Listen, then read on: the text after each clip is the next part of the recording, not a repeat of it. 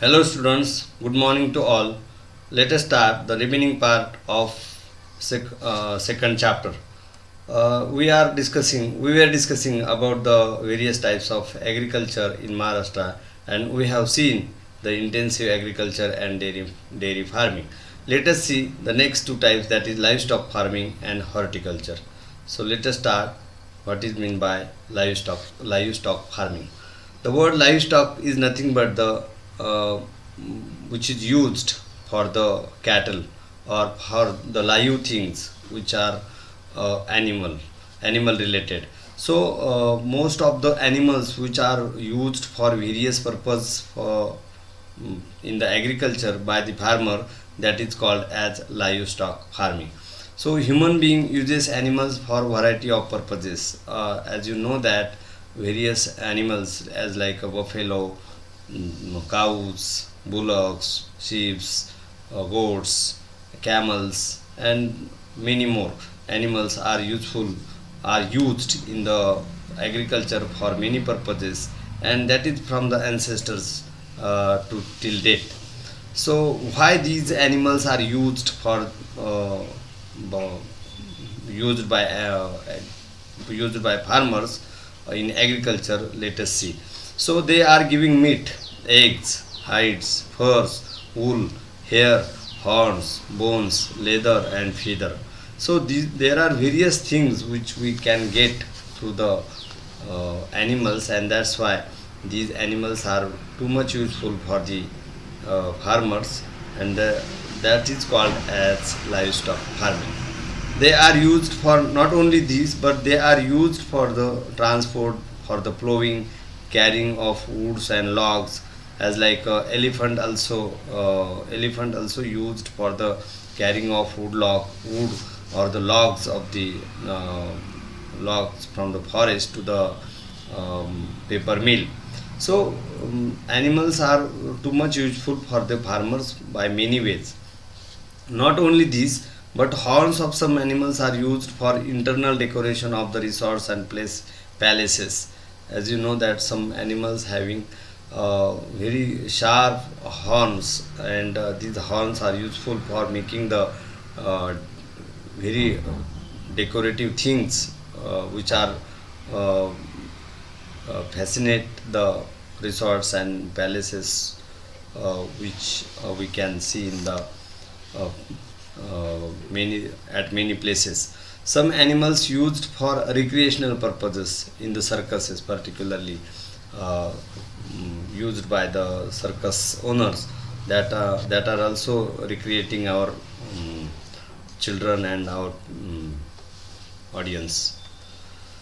So all the things which are available over here means whatever and however the animals are useful for the farmers and used in the agriculture, that is called as livestock farming.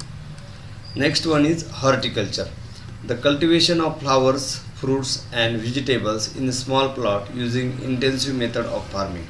So in the previous lecture we have focused on the intensive subsistence farming, and this is the next step or the advanced step of intensive farming, that is horticulture.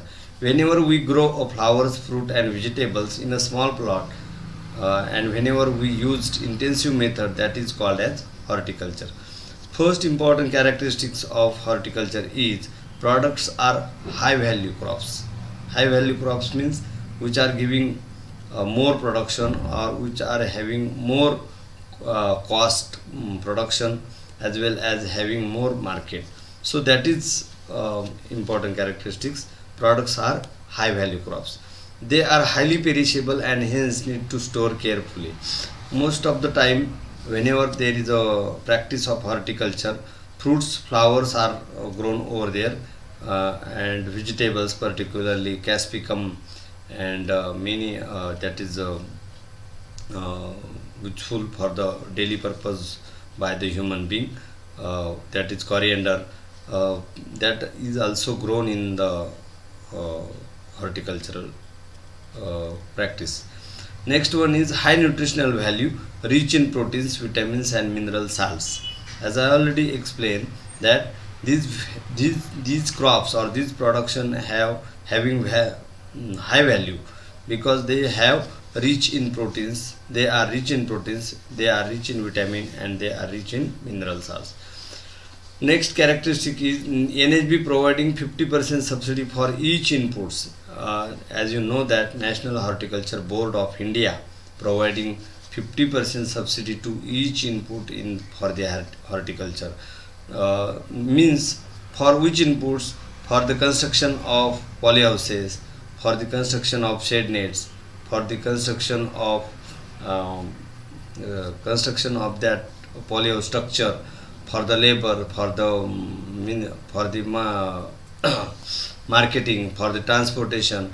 Not only these, but for the drip irrigation, for the purchasing of land, for the purchasing of minerals or fertilizers, and many more. Insecticide, pesticides, weedicides, and fungicides. So whatever the inputs are there, for each and every input, NHB providing 50% subsidy to the for the development of horticulture. So this is very important characteristics. Fruits particularly grown over there are grapes, mango, jackfruit, coconut, arecanut, cashew, pineapple, chiku, banana, and watermelon. So these are the things which, or these are the fruits which are grown in the horticulture.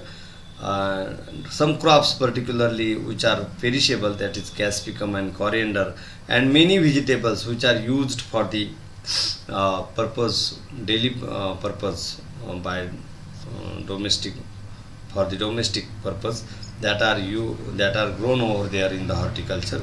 So which districts are practicing the horticulture? That is Konkan district, particularly Raigad, Ratnagiri, Sindhudurga, and Thane. Palghar is also important.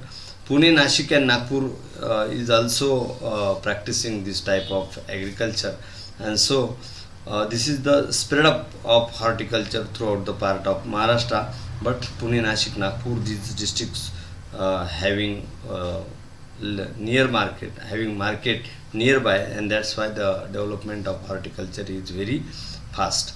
So this is all about the horticulture, which is the main type of agriculture.